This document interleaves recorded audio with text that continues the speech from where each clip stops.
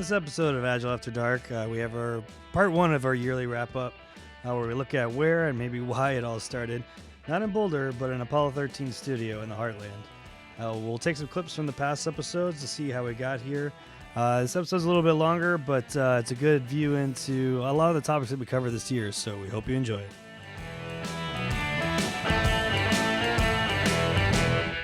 Welcome to Agile After Dark, the podcast that addresses Agile topics not talked about in the light of day. I'm your host, Greg Adams Woodford, sitting here. And with me today, sitting over there, is our co-host, Brandon Gartley, our resident nerd. Hey, happy holidays, Greg. Is it holidays? Yeah, it's holiday times. God. Yeah. Forgot. Yeah. And by the way, we have gifts for everyone. we're joined again by who I think might be becoming a regular on this podcast. Her name is Jessica Gustoles. Well done, sir. Well Well done. That's a round of Say. applause for you. Yeah. Yes, Gustoles. Jessica's with us again. We're so happy to have you. Hi. By the way, we're doing a different thing this We are. time, We are. Brandon. We're going to recap our first year. Yep. Many of which of you outside of the, are we up to 15 listeners? Oh, man. Well, because of several of your hosts from outside of our normal network, we've got like 50. 50 listeners? Yeah. Are you kidding me? I'm not kidding you. And it's not just you downloading it over and over and over again? No. Okay, well, then we got like some traction here Yeah. going into next Yeah. year, right? So Yeah. we're going to recap our from the beginning to end, Okay. not including the lost episode, the original lost episode that Mary Behind the Glass. Mary Behind the Damn Glass you. did not help us record, but was very good. I think we've made up for that over the course of the last year, but we're going to share some of the things that were good, some of the things that were maybe not so good. Yeah. But we're going to review the whole thing, and Jessica can comment on those things since she's new, and let us know what she thinks. We'll be, recapping some things, and then also commenting on some of the topics, some of the comments, some of the suggestions, whatever it is, throughout the podcast. Yeah, that's exactly what we're going to do. But I'm actually going to force you to be the one to say the title of this podcast, because this is one of my favorite titles so far. And to hear you say it is going to just be, I think for me and Jess, such a joy. It's going to be a real treat.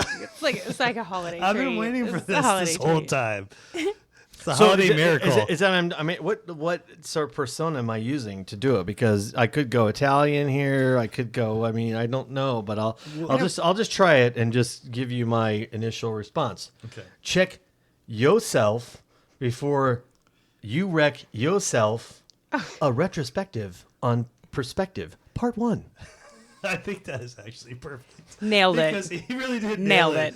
Because he did like the hip hop at the beginning, and then the nerdy geek part. Yeah. It was perfect. Greg's hip hop version. Yeah, Greg's That's hip what hop's that's in. version. Yeah. So yeah. Chuck D is not gonna be happy with that. Just No. Well, my wife loves Ice Cube, and that's kind of a play off an Ice Cube title. And my wife is like, Ice Cube, like I just want to hug him, but he also scares me too. No, he can't scare you. He's a Hollywood He celeb was now. NWA. Like he has the scary parts. Law and Order. Yeah. He's a Law and celeb. That's Oh shoot, that's Ice. Ice-T. I'm an idiot. Ice-T. You have to take that out. Oh no, I'm not taking that out. No, you guys. Oh my god, I'm melting. Have another That's drink, Ice-T. Jessica. Have you seen Are you 21 or drinking 22 water? Jump Street? That's Ice Cube. Drink. Just like in her water, Ice Yes. Cube. Yeah, exactly. So yeah, Oh my god, I'm an idiot. as you said, Greg, up to this episode, we've actually done 15 episodes. We started at the beginning of the year. Outside of our now Apollo 13 studios, we're in Apollo 13, Greg. Close the hatch earlier. Close the hatch. We're surrounded by our silver. I don't know what to call It's a it. Lining? shroud. It's sort of a Yeah. capsule. It's Yeah. it's our home. It's our really. home. It really is our home. So we've done 15 episodes over the last 11 months.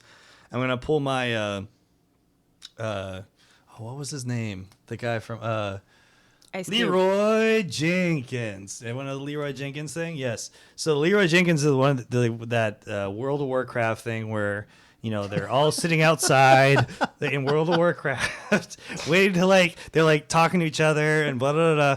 And my favorite part of it is not actually when the guy goes, "Let's do this, Leroy Jenkins." And it was like, "God damn it, Leroy!" My favorite part of it is what's our actual probability of surviving? And it's oh, let me do the numbers real quick. It's 2.33 repeating, obviously. That's what it is. So we C-3PO? No. So what? Yeah. So What? so I what? have Brandon's no getting. idea So what you're I know. talking So Brandon's getting at. There was a World of Warcraft thing. They were going to do some battle. Yeah. And they had a very low percentage chance of winning unless they organized themselves in a certain kind of way. Right. So one of the guys went rogue and he announced his name, Leroy Jenkins. He just went in and it was like, "What are you doing? No, we were going to lose," and they got destroyed. And what the? And the whole thing was recorded, and they're like, "What are you doing, Leroy? Stop! Why did you do that? Sorry. We only had one chance at this." And so the whole thing is this. And he's like, Yeah. "Well, I was just trying to be whatever." Yeah. So I'm not I'm sure where hungry. you're going with that. I am. I'm not sure where you're going with that. But No, because at the beginning of that, it's when they're all nerdy talking to each other. It's yeah. So anyone have numbers on a probability of surviving this? And they're yeah, it's a 22.33 repeating, obviously. So if you divide the 15 episodes over 11 months, it's 1.36 repeating. nerd alert. Nerd alert. So not that- quite 2 episodes per month. So Made a note about the nerd alert, just so you know. So- Whenever you see this on the script, Jessica, just know nerd alert. When it says 1.36 repeating, Yeah. you just not. So as we talked about, I think it was the last episode, when we get the soundboard where I can have the nerd alert things that we had in one of the episodes. When we're nice nerd. We'll make sure to be able to do that in real time. But But what my thing is, what was the original intent, which is what I'm interested in. Yeah. What was? I mean, because I remember, if I remember correctly, we were sitting around. I think we were at an Agile conference or something like that. And we were sitting around outside having of Chicago, conversation. Right outside Yep. of Chicago. So not that far. Well, kind of the heartland. it's but the heartland, yeah. Yeah. And we were trying to figure But not out. a flyover city. No, true. It's a fly-in city. And we were not yet in the capsule Apollo 13. Right. But we were talking about what if we could talk about topics that, because I think we were having a frank conversation about what works and what doesn't work, because we were I think it was a training thing, if I remember right. And there's all this thing that are spouted about how this is the way it's supposed to work, and here's the academic sort of approach to it. And I think we were all saying, well, it doesn't let's always talk about work we that way. all were you, myself, and our friend Christy Clement, right? Mm-hmm. Another coach that we love and is unfortunately not here. She moved overseas for a long period of time in this last 1.36 repeating episode time period. But And I miss her 1.36 times every month. period, or whatever that Every is. month. Yeah. But during that first inaugural episode that we did, actually in Arizona, we were all together randomly at the same time in Arizona, and we talked about what the initial idea of what the episode was. So I'm going to play that clip real quick and see how we feel about that now versus what we were talking about then. Yeah, so we have to give some props out to Sonny, because he's the one who came up with the Agile After Dark. Yeah, thank you, Sonny. show name. Thank you, Appreciate Sonny. that. But actually, the concept for the podcast did come about as we were at some meeting all together, the three of us, Drinking. talking about drinking and talking about some of the things that we found sort of tedious or humorous or misconceptions about Agile, and having a little fun with it. And that's kind of what we're trying to do, especially when this episode about urban legends, fun folklore. We're trying to kind of get into those. And I think the next section is kind of going to talk about what are the things that people assume about Agile or take advantage or overuse. Now, a lot of times these words use us before we can use them. The word transformation comes to mind. The word Agile comes to mind. The words, all the things that we say on an ongoing basis, innovation, all these things, they tend to lose their currency because they get used so much and they lose their power. So part of what we want to do is kind of bring us back to how those things started and have a little fun with it. So that's where we started. That was kind of our, I don't know what you want to call it, our manifesto in our own way, or you want to call it our way of kind of what we initially said, hey, in that bar when we were all drinking together, what, we hear a lot of things in the Agile community that we intake and we digest and we feel like, we understand, but at the same time, to what Greg said in that clip, which is some of these words are starting to kind of get used in a way that are almost throwaway lines, right? Jess, this is the first time that you kind of heard what our manifesto is. What's your impression based on you've now become involved in this? What kind of your thoughts on where we've come from there? Well, the fact that you even mentioned transformation, and then that was one of our first sponsor that I literally snorted into the microphone about was pretty accurate. Right? I have to say too, Sunny, like the reason that I'm here with you guys is in large part because of Sunny. Because of Sunny. Yeah. And he and I and Nitin, who has been on the podcast, spent a week together. And actually, that's one of the things that we talked about most when it was just the three of us was like, what does this really mean? And how does this apply? And so it's interesting because he's kind of a catalyst really for you guys and for me. Yeah. And for me to be here, that's actually really cool. Yeah. Okay. So I'm going to riff off that and just say, which is going to be a drop at some point. If we could say that the reason this started was because we were complaining about the conventions of now what is Agile. Okay, and the conventions meaning the 7 to 8 to 10 PowerPoint slides that describe what Agile is and that this is what's being sold at every consulting company in the world, whatever. The fact that there's a juxtaposition, which I hate that word, but I'm using it anyway, to say, for you to say that, in fact, the reason that you're here, Jessica, is because in Apollo 13 studio is because you had somebody who didn't follow conventions or rules, but followed a perception and a way of thinking and a commitment to something that drew you into this, which is a different thing than just following a framework. Right. It wasn't a rigidity and a dogmatic sense of following something, but it was really more like the you were inspired. You inspired.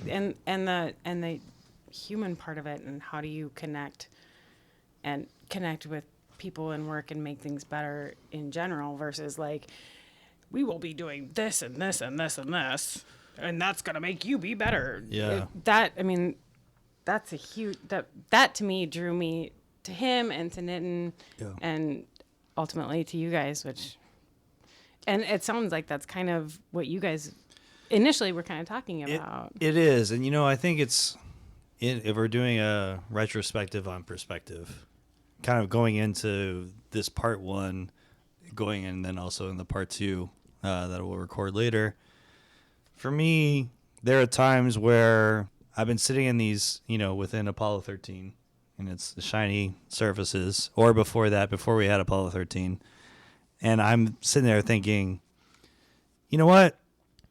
It's all going bad. It's all going sideways. I'm really upset about this. I think it should be this way or that. The truth is, that's just me talking about it. That's just Greg being a curmudgeon, socialist, finance, whatever guy, right? Yeah, we've learned that over the year. Yeah. I didn't know those things about myself until this very podcast revealed those things, and I feel so much happier. Well, VP of being a dick was probably always there. Yeah, probably. But, I think it's been interesting for me to also, and doing some of the production of this and like doing the editing and hearing the stuff over and over and listening to it over and over again. It's been interesting to see how we've kind of balanced the line of us saying, let's point out where we're seeing things that are being overused to what our initial concept was, but are we also then just becoming the people who are just pointing out the faults in things without saying necessarily where things should be? And I'm not saying that we did that, because I think we try at the end of every show to say, hey, we're pointing out the issues, but here's where we see things can actually be looked at in a different way that we see, both from a my nerd standpoint of this is what the research says, right? And that's one of the reasons that when we came up with this podcast, I said to Greg, hey, I love doing this research on stuff like cognitive science and thinking about how people actually learn things. How do we actually approach it from that perspective? But that's not the end-all be-all of anything either, right? It kind of all has to come together in some way. Well, it's not an academic exercise. These are people's real lives. These are people come to work every day. And this is their This is livelihood. one of my favorite rants, by the way. Well, Go ahead. it is, but it's my favorite. We call it shoes and diapers. Like it's these are people's real lives. This matters, and it's not just about some, academic thing where let's sit in like Boulder and like figure out like what a perfect example of developing software is. In fact, it's not even about delivering software. It's about getting people to work together from a business perspective and a development perspective to do the right thing. So that an organization or a company can provide value to, the general economy or society, and also support the people who work there and do it in a meaningful way so that they have meaning in the work that they do. I mean, this is bigger than just, putting a factory together to grind out software. And that's, again, Agile's sort of, I think, turned into that. And let's talk about that, 365 days later or 3.5, blah, blah, whatever your 1.36 repeating, yeah. Like later, let's talk about that. Because I honestly believe that it has become more of a factory than it has become more about changing people's lives. And the word transformation is now being used all over the place. Well, transformation of what?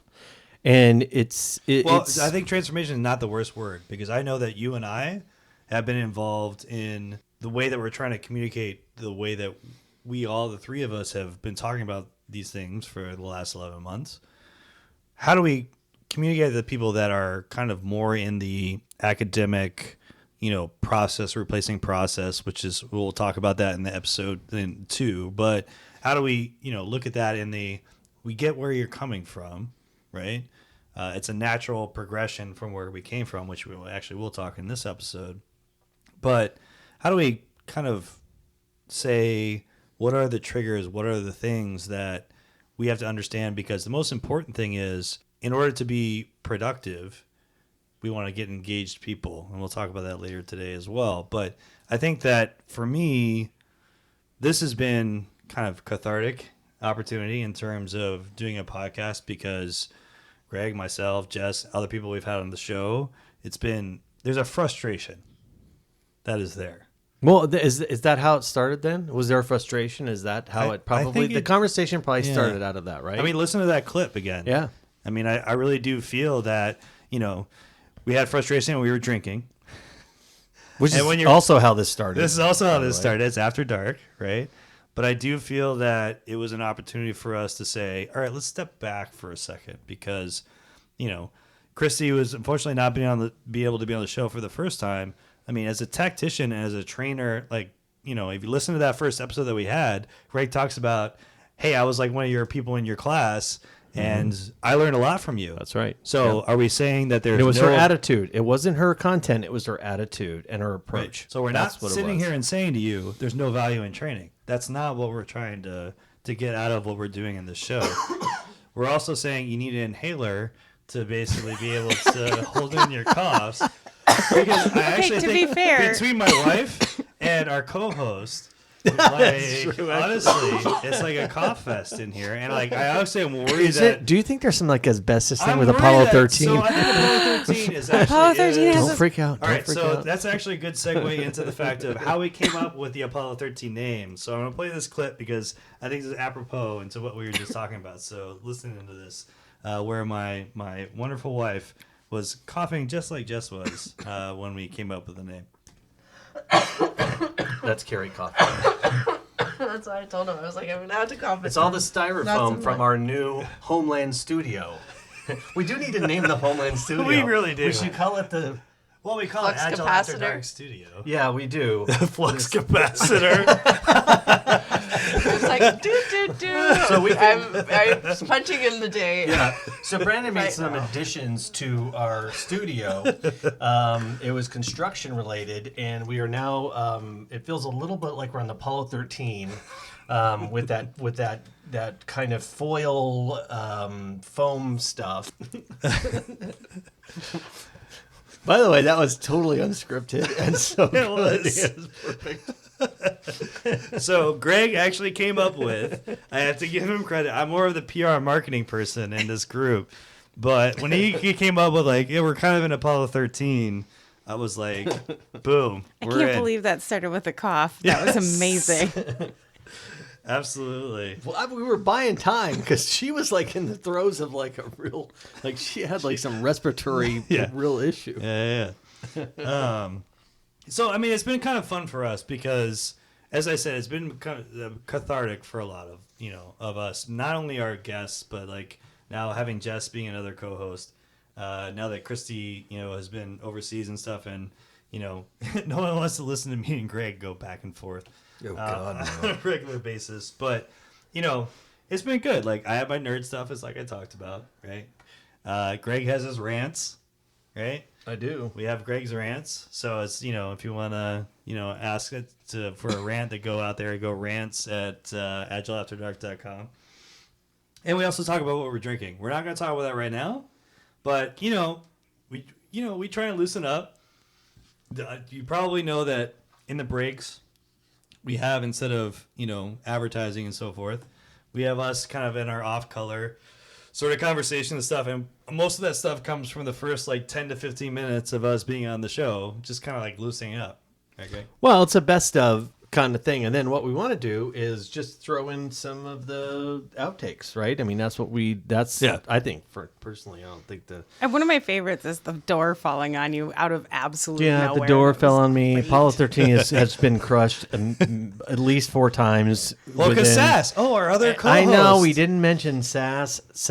She's not here. No, yeah, she's around. She did not want to come in today. No, she hasn't collapsed our She's capsule. perched. on She's me. only She's here for like the perching right now. 1.55 repeating Yes. episodes. Good point. Good point. Thank you for letting us know the percentages on that. But I do think that it's been a long way. We're still around the hearth. Let's put it that way. Yeah. We haven't moved the hearth. Yeah. Yeah. That's sweet, isn't it? Yeah. I mean, Jess, you So agree? one of our guests didn't. Like, we turned it on for one time. It was too noisy, and he was kind of freaked out because he's from Texas, and yeah, it didn't the work. fake fireplace kind of like freaked him out a little bit. Yeah, so we just Fake imagine. fireplace is a bit aggressive, actually. It's not even like it's not a great fake. It's really a fireplace, isn't it? video Like, screen that may emit heat or not. We At least don't it know. doesn't have like the wavy. Hey, but you like can't the- have a real fireplace in Apollo 13. Okay, you're in space. You Right. can't have combustibles. Right. That's fair. That's fair. Okay, Absolutely. Come on, geez, we're It's taking actually the this seriously. perfect fireplace Yeah. for Apollo 13. Yes, it is. Fine. So- Right. So yeah, what we want to do is kind of take where we're at and go from there based on what Greg articulated very well in terms of what our original mission was, right? And go from there and see, play some clips from the past 1.36 episodes. And, Jess is trying to mess with me. She's trying to do like the hand signals, makes me try to stop, but I'm not going to stop because Greg already messed that up. So this, Sorry, I couldn't help it. pretty much where we're at normally. But more importantly, we have another sponsor. Ooh. We have another sponsor. So Wait, tell us about it. so I'm gonna get us going on this next sponsor because it's a good one. Our sponsor today is Scrumbutt. Scrumbutt. You can have your version of Scrum if you order now. Feel comfortable saying you're doing Scrum, but not really, by choosing attachments that are useful to your very different type of work. Stand-ups? Who needs them? Retrospectives. Who wants to talk about their feelings? That's right. Order now at 555-SCR-UMBT and get a free transformation sticker. Again, that's 555-SCR-UMBT. Don't miss out on this opportunity to make you look good without much effort at all. We'll be back after the break.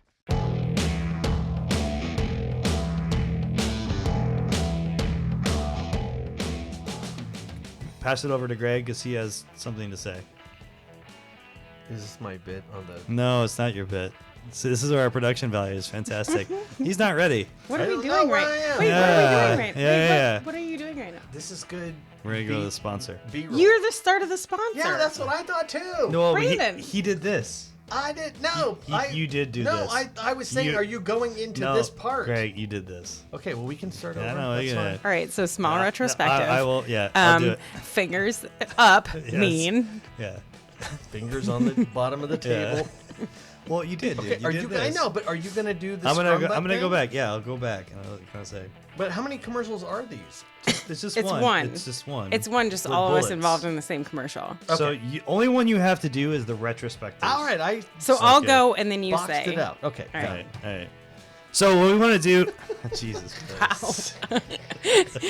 That could have we're gonna get better at ad reads. Yeah. Okay, future Yeah. sponsors, don't worry. Yep. Oh my gosh. All right.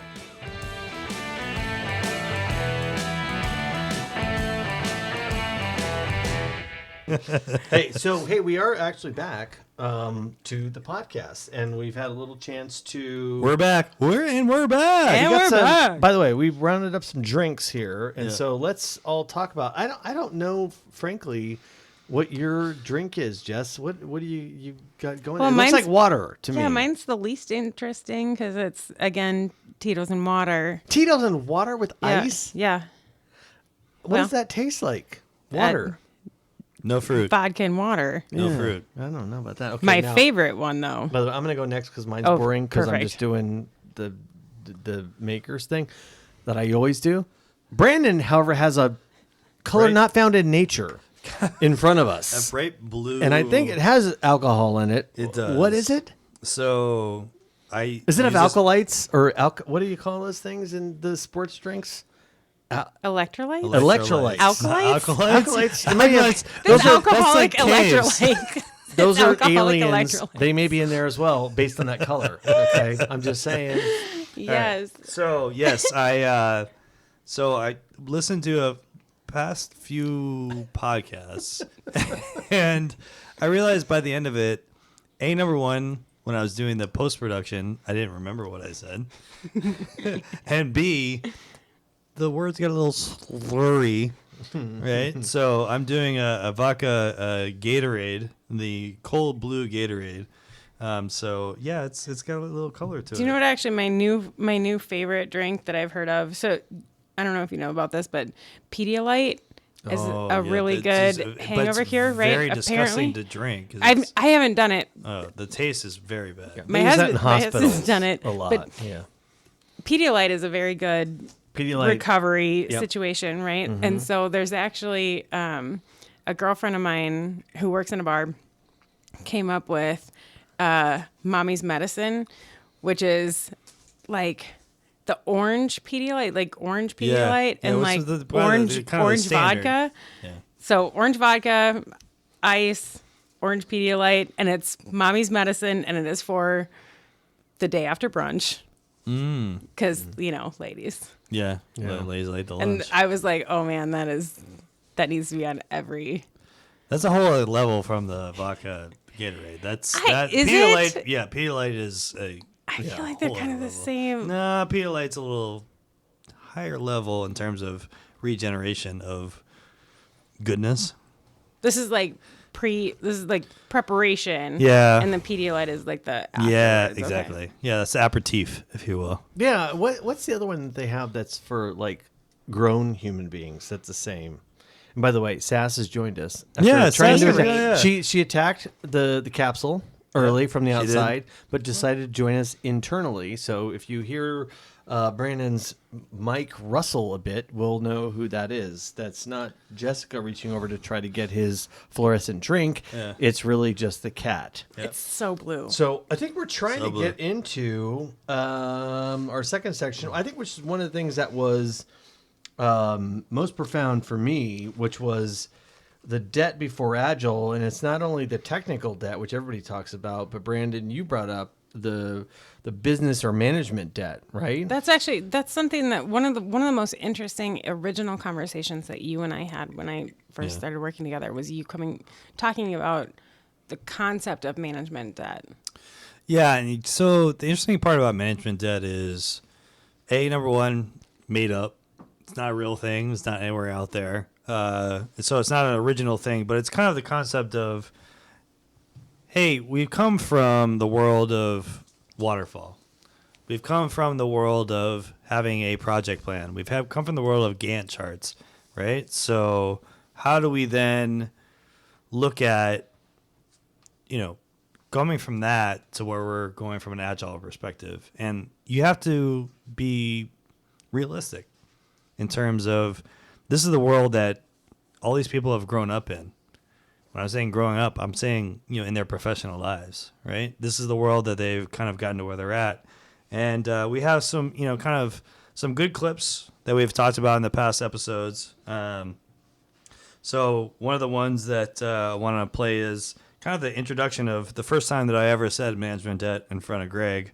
And, he kind of got a little excited. So let's play that, because I think there's this management debt, if you will, of, Oh, that's interesting. this is how I've gotten to this point, and it really does take a person that's able to look within themselves. That's interesting. Management debt. We always Yeah. talk about technical debt. How about Yeah. management debt? Yeah. Nobody talks about that. Yeah. Wait, okay. Brandon just we have is- he's podcasts on it. coming up. I'm going on that. But I mean, I just, and I think, Steve and others in the past podcasts have alluded to this, and this is where we talk about as coaches, like meeting them where they are.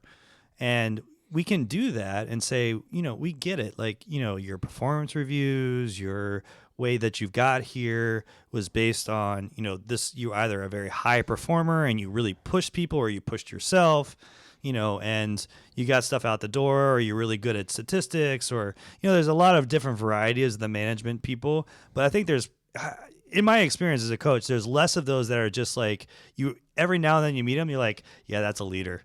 That person, as you said, Greg, you got an opportunity to have like a leadership team where you're like, I will walk through a wall with these people and I'll go to different companies with them. Yep. That's the rare breed.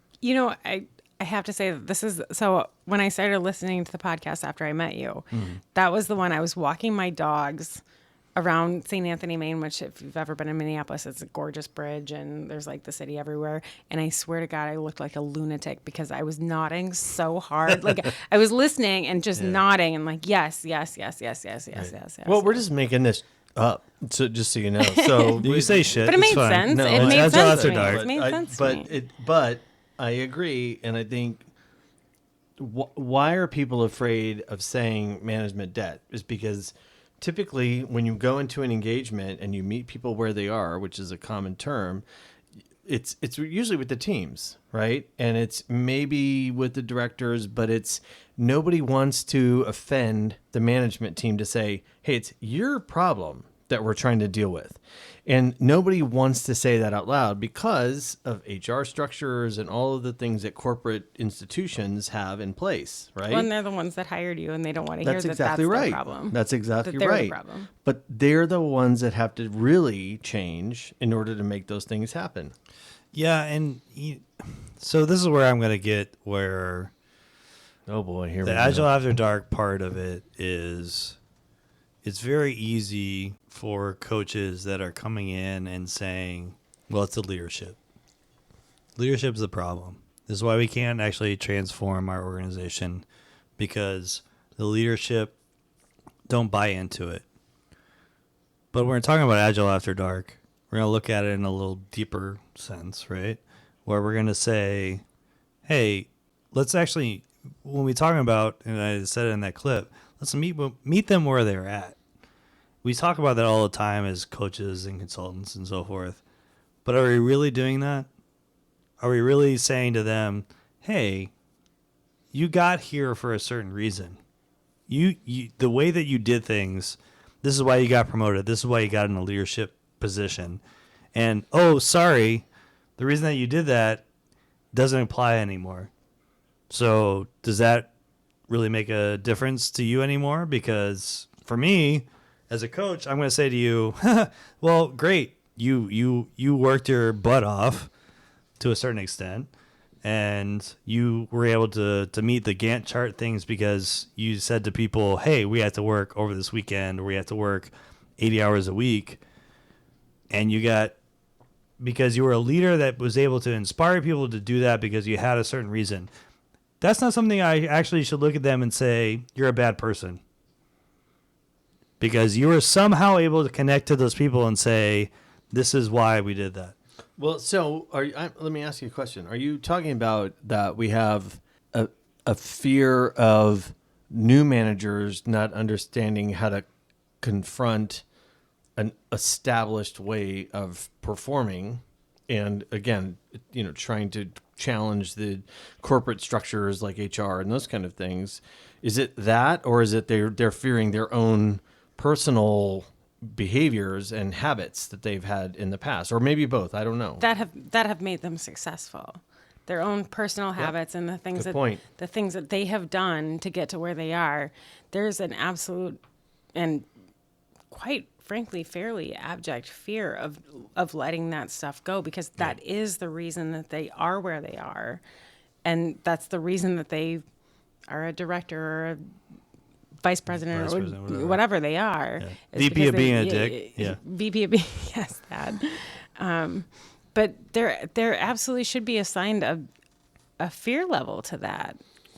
Well, and a fair fear level to that. No, I couldn't agree with you more, because I do think that, again, people know what made them successful in the past, which is command and control, blah, blah, blah. You can say that. But it really is about managing budgets, which means people, which means resources, which means this or that, in whatever company. So don't say resources.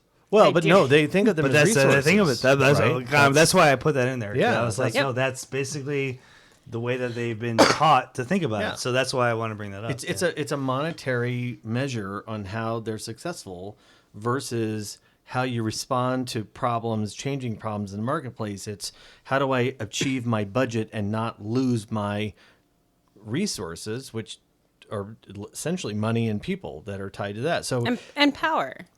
And it turns into that, and that's the problem. And that's not. I don't think that's universal, but I do think that's what it turns into. Is that I worked hard to get to this position. Mm-hmm. I worked hard to get to a VP position, as opposed to thinking, "Oh, are you kidding me? Do I have to be a VP?" Which is how I got there. I was like, I fought against it because I thought, there's no way I'm getting anything done as a VP. Directors are about the only place you can get anything done, and because they still do work. But VPs, are you kidding me? They do nothing. They're strategic planning and budget planning, and they stop one and start the other and just cycle through, and nothing happens. Rant. Yeah. So, but the end of that clip, I kind of said something to the effect of those leaders that are able to basically realize, this is how I got here, but the world's changing, right?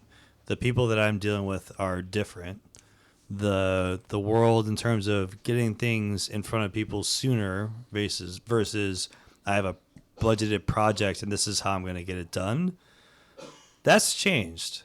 So looking at those leaders that have had that experience that we talked about where they've excelled because the market and the company and whether it's command and control or whether it's, the truth is, those leaders, the very effective ones, probably still do inspire people in a way, because how are you going to get them to work 80 hours a week, right?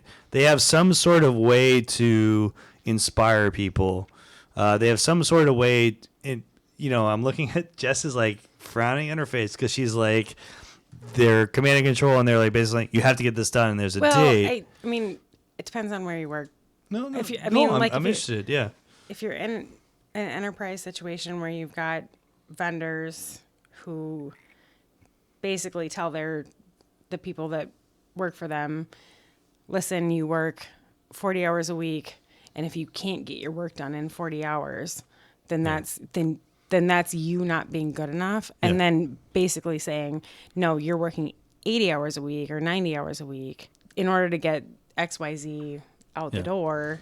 But then there's, again, I go back to like the people part of it, right, where they feel like they're trapped and they can't. So, well, let me just clarify. Sorry, that was a really muddled. Let me try to understand what you're saying. It's a very good point. It's a very good point. Saying is there's a difference between, if you're working in a large enterprise, typically you have a pool of vendors or staff augmentation teams that are there who are integrated with a company, and those people have different motivations because they're going to be motivated because they're probably working extra hours and they get paid those extra hours. The people that are working on a salary or working for the company that's employing the staff augmentation people don't. So there's different motivations, and on one team you may have half and half. Is that what you're getting at? Yes, as far or as not motivation? even. Yeah, not even half and half, because there might be another motivation of like, I want to get my visa, and so I'm gonna prove that I can get 90 hours of work done in 40 hours. So there's so many different aspects of how that might look, and there are people in management that can play on that in a way that's really detrimental. Yep. Right. So what I want the Agile After Dark stuff, sometimes we, like a lot of the podcasts that are about Agile, they kind of paint things in a black or white sort of way. And I hope that through our time this year, but also going into next year, there's that gray area that we want to explore, which is there are leaders that have come up through the system that they're in, but they're also able to, the reason that they are talking to people about working 80 hours a week is not from we have a deadline, you have a visa, you need to like work these 80 hours a week. It's more of hey, you and me, we're together. Like I'm going to be here with you too for those 80 hours. That is I the will, most stunning type of team. right. And I will be here. And that's what in the end of that clip, what it talks about if you're around those type of people, and as I say that they're rare breed, and I think that's an important thing. Those people, and Greg's had exposure to that, and I have as well. I don't know about you, Jess, if you've had that experience. Absolutely. Yeah, where it's kind of, hey, look, this all sucks for all of us. We're all here. We're all here, We're gonna do this thing. and we're gonna do this thing, and we And are it's gonna work important. together, and that is kind of the core where it's actually a kind of an easy transition into the Agile perspective, where it's like, hey, all that stuff that you've been fighting so hard against as a leader to not be command and control, but that's the reality of your world. We need to be able to go to the teams and say, you know what? I got your back. We're going to prioritize things. We're going to make sure that you understand exactly why we're making the decisions that we're making. And that in the old world was the rare breed. Well, but it's inspiring those people, whether they're external to your team or internal to your team. Because, by the way, the internals, in many cases, have been there for a long time, and they're not motivated to work extra hard. But if you can provide a vision for them to all work together to a single vision, to a single goal, and help them understand why that's important as a leader. Because only the leaders can do that. They're the only ones that understand. It's not just, hey, we got a date and we got a goal, and you just sound like a Goomba on the dock. I don't know if that makes sense, the Goomba on the dock thing, but it does. I don't know. It does. Is that racist? I think so. Yeah, it's just gustilies. Watch I out. don't know. Yeah, watch good out. Point, Sicilian. Good point. I'm just point. saying. Nope. Hey. I gotta watch my back on the way to my right. car tonight.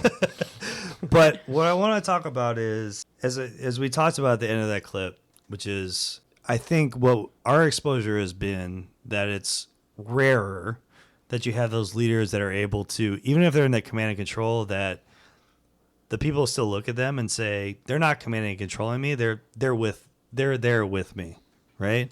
And that sort of communication now in the world that we're in, because we're basically trying to transform the way that leadership looks at how they're supposed to be doing things, is different. So you kind of have that if you're going to talk about scales, you're talking about like the right end of the spectrum of, you have those leaders that were already there, right? And the left end of the spectrum where they're like, I've gotten here because I've done command and control, and I basically said to everyone, this is how you get stuff done, and I had to do it myself because I was a primary person that was really good at getting stuff done. And then there's somewhere in the middle where they're kind of like, well, I want to be inspiring, but I'm not going to make them, because I don't want to make them do what I had to do, because that sucked. I don't want a death march to whatever. Right, Yeah. exactly. So I want to play this next clip because that is kind of something that in our Inside the Apollo 13 Actors Studio. Oh, I I didn't. love not that the one I wasn't a episode. part of, and that's why I didn't remember it. Yeah. So it's inside the Apollo 13 studio, where I was asking the kind of the poignant questions that they ask in the actor studio episodes. But out of that came the concept of, are coaches really being effective or ineffective at communicating with leadership about changes in the mindset they need to have for Agile to be successful? So, i.e., not Scrum, but. And as an Agile community, we've been really ineffective at communicating with the leadership level about the changes in mindset that they need to have at that level, so that they read in a airline magazine about Agile, or they read in Harvard Business Review or whatever, and they're like, yeah, that's the latest thing that I need to adopt is Agile. And they're, of course, perceiving that it's at a team level, at their worker bee level, that the change needs to happen. And they're like, okay, great, I will. And they're willing to pay the money. They're willing to bring us in. They're willing to send their people to training. But what they're not seeing, they don't have a vision for, is this is going to be a change in mindset, a change in perspective of us as leaders. God, this is turning into like a big bash on leadership, isn't it? Well, I mean, I think that's where we talk about the management debt, right? This is the reality of what we're dealing with, right, Greg? Right? No, Jess? I don't think it's a bash on leaders. I really don't. I think it's an understanding of where they come from and what they've been doing and how they got to where they are. But it's a request to them to be understanding of the fact that they work with really great people.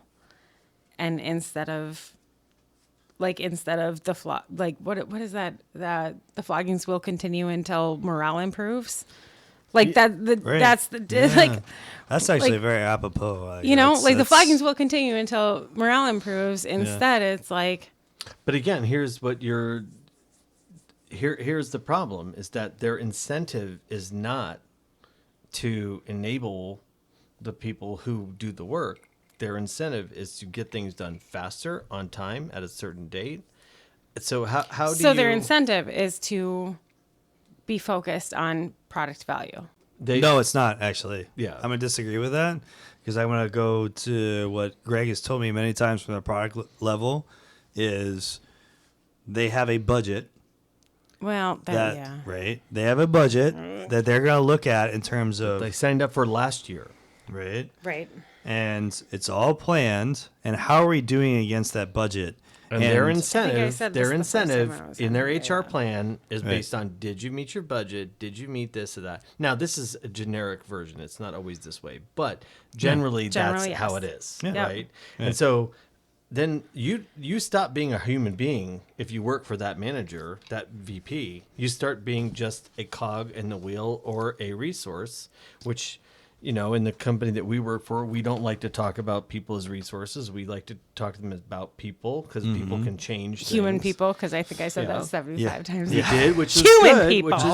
which is right. But the problem is the HR and the constructs under which corporations work don't work for people. They work for Wall Street outcomes, and that's and that's part of the problem. And that's not going to change. Well, I said like Andy Griffith. Yeah. Andy Griffith. Like, well, boy, that's not going to change anytime soon. I'm just going to go fishing down at the cinema down. Golly. Golly. Good golly. That's a hard problem to solve. Golly. Wouldn't it be great if we could go back to that time, which didn't ever exist, by the way? But he is No, like, as golly, a woman, no, thank you. I'm Yes. I good. just wish I could. Exactly. I'm talking about my wife all the time. I'm just talking about white guys Pardon? going fishing, okay? That's all I'm saying. Yes, as a white guy going fishing, I'm sure that was a great time for you. But you know what I'm saying is that these constructs in these Greg's not corporations- white. Yeah, I am so white, I'm pink. We talked about this last night. Okay. So Nope. But yes.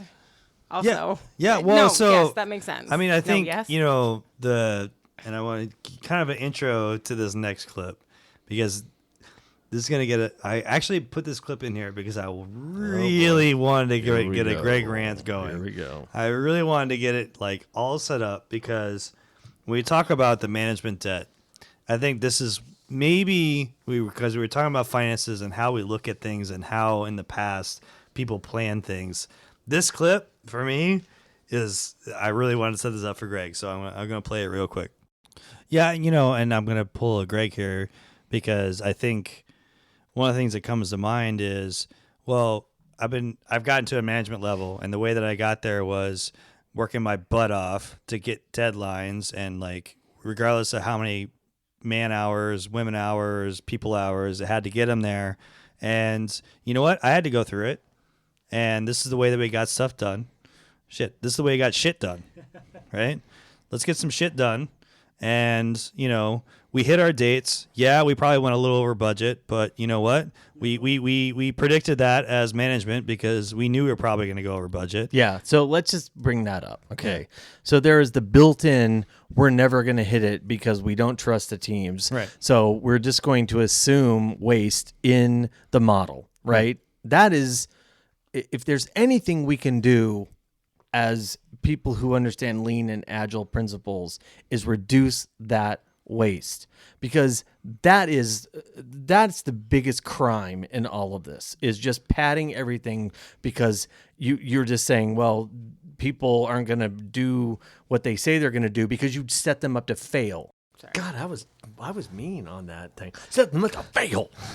Well, this is one of your things. This is one of the things where I think it's actually very interesting because when we're talking about black and white versus gray, if you have the white being agile, setting up to fail, they're kind of like, oh no, that never happens. I don't think that's true. I think that there are ways where if you're looking at the pure agile stuff, you can still have that instituted in there in terms of, oh, we're just kind of kicking things down the road, right? So we're not having the same Gantt chart thing where it's like we're failing. But I feel like there has to be something in the middle where it's, no, there are milestones that we have things where we're going to lose money, right? Or we're going to have a market share that increase if we hit these things. But what we run into, in my experience, Craig and Jess, is you look at our clients and they're saying, well, milestones are everywhere. Like they have all these fake sort of milestones of things. And that's where it kind of falls in this, it's kind of in the area of, well, it's more like waterfall. But, if you have the other side of the scale, which is like agile, which is like, oh, we're constantly reprioritizing.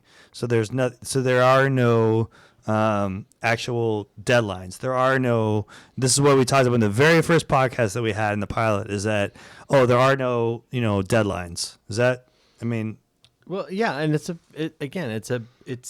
it's about business outcomes. And that's the minute those words left my mouth, I wanted to take them back because it's really about what are you trying to achieve as a business. And the only way that you're going to achieve that is to employ the people, meaning put them to work on the most important things that are prioritized so that you get what you as a business, by the way, that's on you. That's not on specifically to developers or people who are doing the work. If you can't understand what those priorities are and what the work is that you need the people to do the work, which by the way is where the most cost is, then what is the point of you? Yeah. What is the point of you, executive? What is the point? Because if you can't prioritize and help people understand and energize them and inspire them to do what your vision is, what is your point of living and being involved? Like what are you doing? Yeah. Well, that's your management debt. Well, yeah, it is, and it's you.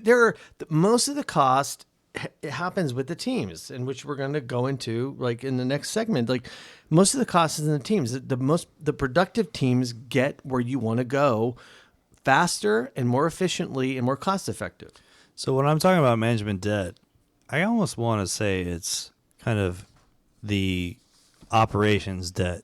Management is like the most cost inefficient. Operations debt. Well, because you're creating a lot of debt in these podcasts, Brandon. Because technical debt is very easy for like technical people to understand. But I'm talking from the operations debt.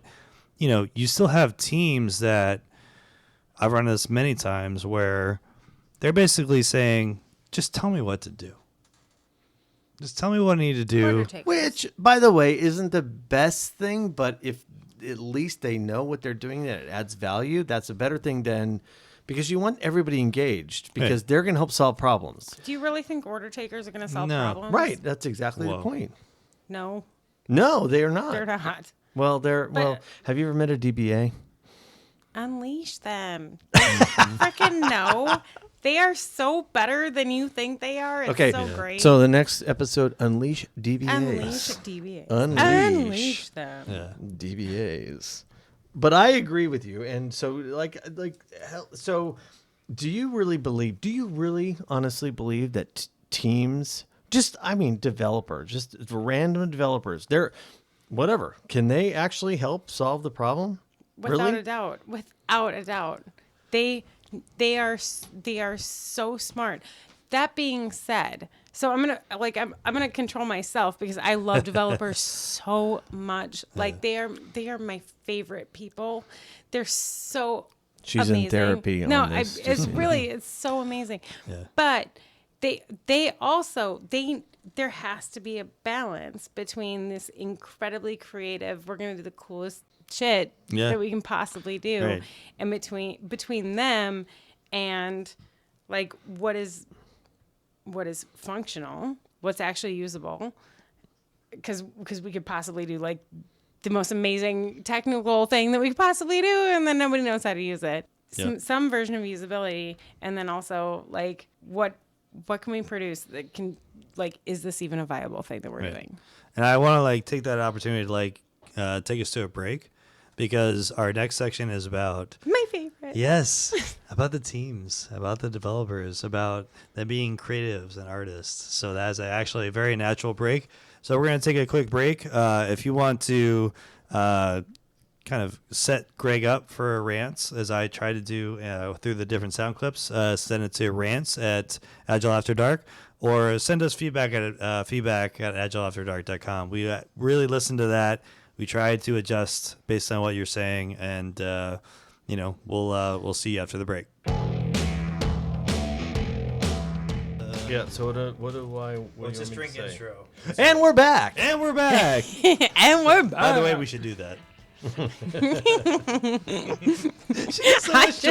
love it. That so giggle is the best. I didn't even know I did that when you said I did. And we're back. We're back. Because I listen to those things so much that I know I did that, but I just think it's hilarious. so great. Okay, well, we're back.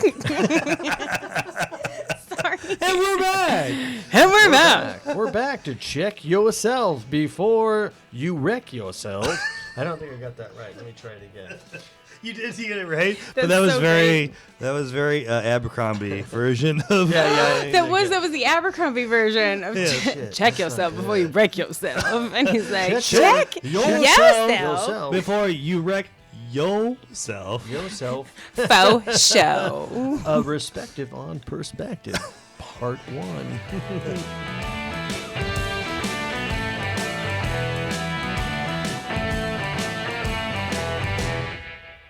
All right, so here's the deal.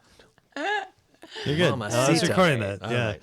right. Hey, we're going to talk about our third section in our year wrap up. I think that's what we could call this, right? Yeah. Our year wrap up 1.36 repeating. podcast. Talk kind of by looking 2. back at what's that?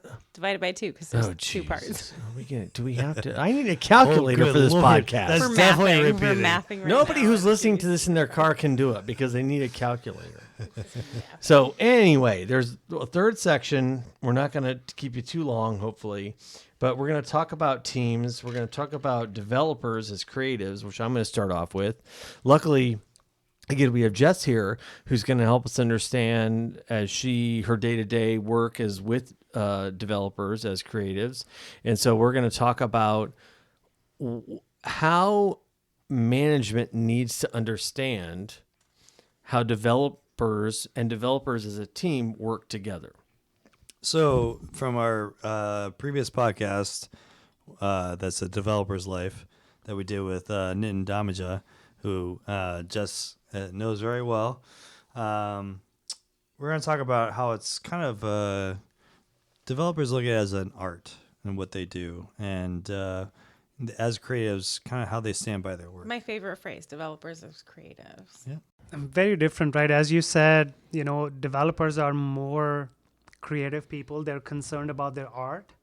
They want to be respected on what they do. And let's not just gloss over that term art, because I believe that good developers are artists. They're like creatives, right? Don't you agree? I totally agree, right? We as developers, though my past life, we would always own up to and stand by our work, right? That's our pride, right? Just as a tattoo artist, or maybe as a pedicure, nail paint artist would do work, they always stand by their work.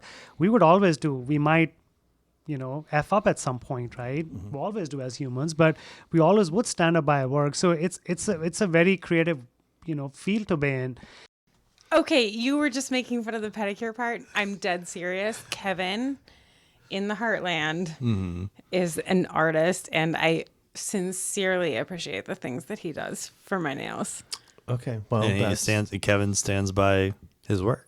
Correct? He does. It's Kevin's nails. He darn well better. Okay, Sass does too, obviously. Is Clearly. there such a thing as Kevin's code that he might stand by as a creative? I should certainly hope so. Well, tell us about it, because you're involved every day with, what's going on there. The amazing thing about developers is that they are passionate about what they do as long as you allow them to be passionate about what they do. And they know so much more about the product, even sometimes, than a quote unquote product owner, or at least the technical implementation, right? Right. But they know so much about it. And so to not involve them from the get-go about how this thing is going to work, because they know, like, they've been doing this for so long, and they love it. And they have, if you allow them, they have ownership over it, and they want this thing to be a great thing because they're the ones building it. They're building, it's like architecture or art. I mean, again, with the creatives, like they are building this incredible thing, and they want to build the best thing that they possibly can. So for instance, if a product manager comes in and says, "Oh, I want a drop-down menu here with the blue radio button, and I want the border to be this, and blah blah blah," and that's what the product manager thinks is right, and the developer says, if we can't technically do that, but if we didn't do the radio button, but we could do the drop-down menu, but if the drop-down menu could do this technically, it'd actually be much more elegant, because the end user would only have to do 2 steps versus 4 steps, even though you as a product manager want to introduce all kinds of zoomy stuff to make people think they're getting blah, blah, blah. The developer actually is a part of the creative process of creating a UX experience that is much more influential as it relates to the end user than a product manager who just wants zoomy stuff. Is that true? Absolutely. And the thing is that most of the truly great developers that I know, the creatives, spend their off time thinking about this stuff and learning about this stuff. And they spend their evenings and their weekends like learning about what's the next new thing and how do we make this thing that I'm working on better. You mean they're nerds? That's what you're saying? Huge nerds, and I love them so much. See, she loves the nerds. So I'm in good shape. So one of the interesting things that we talked about from the debt, which is, we have teams of creative developers that have been told how to do things Forever. They've been order takers forever. But they've had all of these ideas this entire time. Right. And it's allowing them to have a voice and the opportunity to say, actually, Right. what if we did? Actually. Wait, that's interesting. What did you just say? Actually.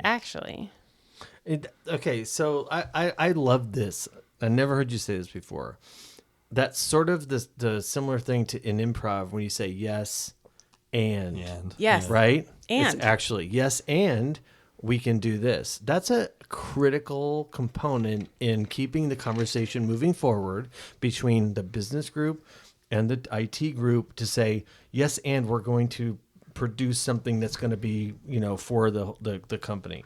Yeah, and I think that's very much on point. But the other thing from the debt that we talked about, which is we've talked about this within the last 11 months, which is, teams get siloed in the work that they're doing, right? So they are the experts in their particular area. So they're maybe they have the creative ideas outside of what they're normally looking at, but they only have a kind of narrow view based on you're the expert in this particular stack, this particular code set, and whatever. And we had talked with our good friend Rajender Tella, who is the Billy D. Williams of developers, as we like to say. And we had a good conversation with him about kind of pair programming and cross function. The malfunction is the podcast. And he had a good thing about, talking about why we would look at doing pair programming to get beyond the silos that they're in.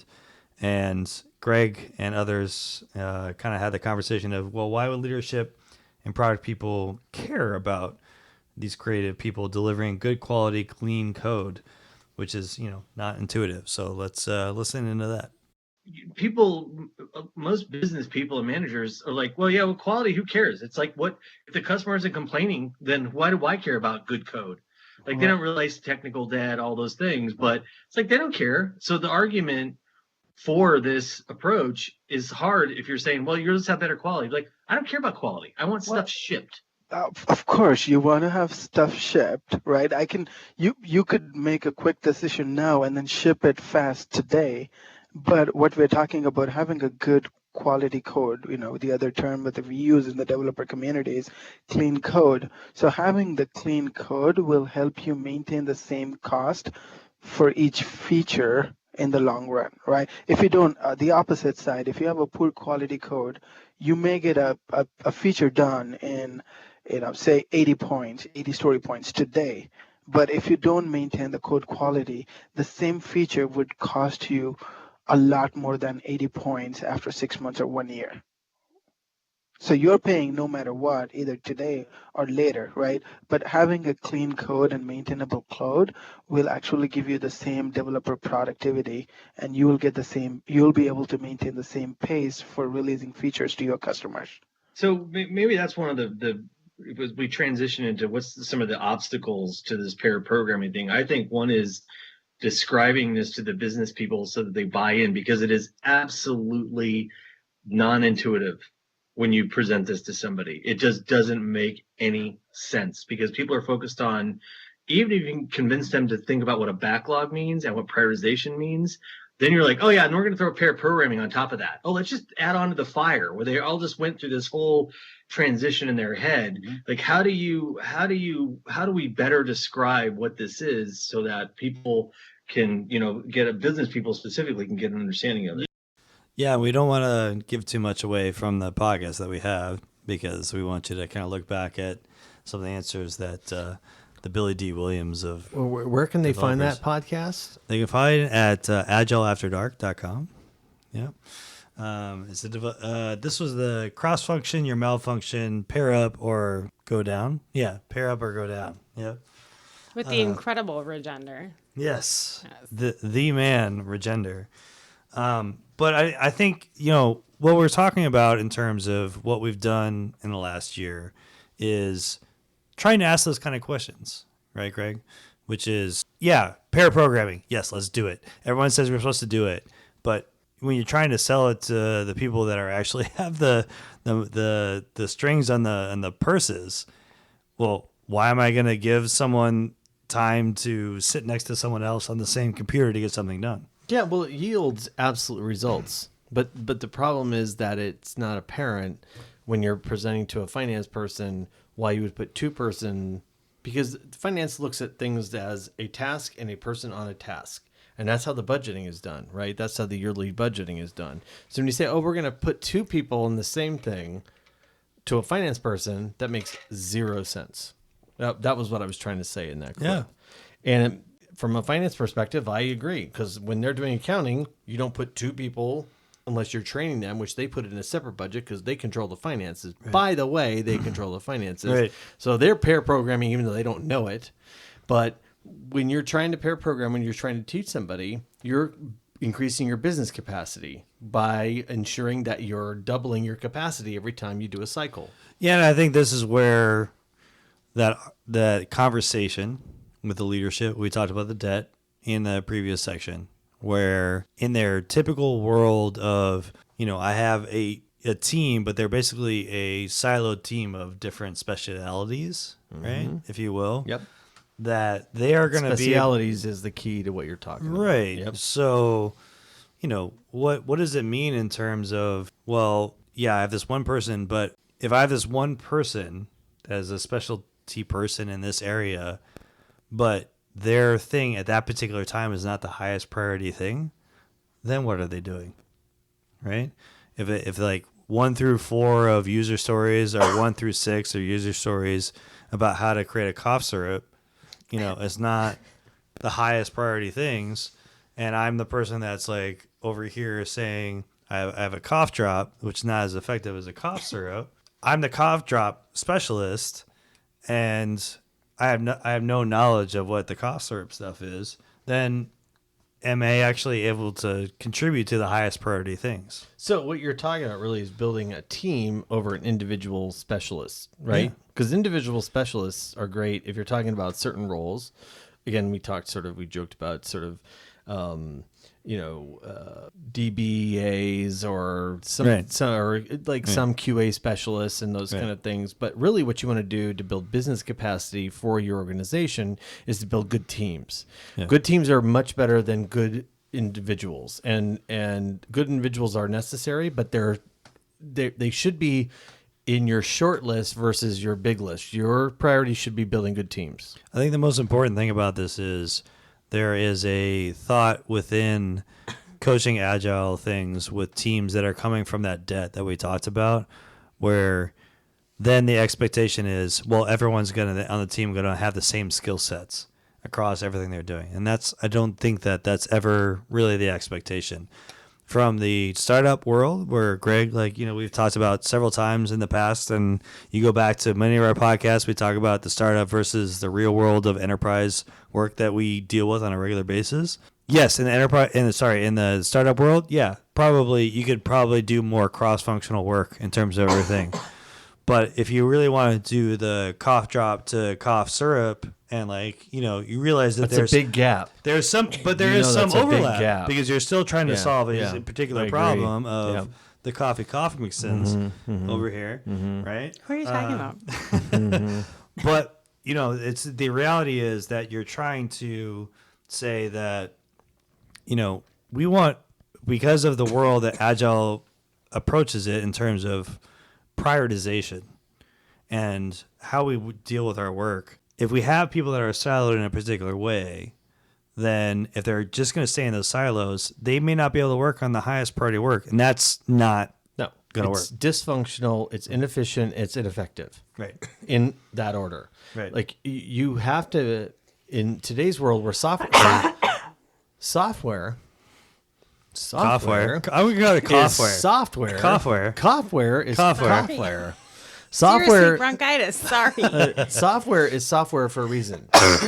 It's malleable. Software is software for a reason. It's malleable. It's something. So what that means is that people who are associated with a certain project should be able to understand the different disciplines, the different frameworks, the different technologies, and as a business owner, you want to make sure that those people can cross-functionally work on all of those things across the organization. And I think it's the concept of collective code ownership on a product. Yes. Right? So it's not everyone's equal and everything, but in the concept of improving a skill set across team and the organization is something that our good friend Rajender talked about, the truck factor. So we're going to listen about the truck factor here real quick.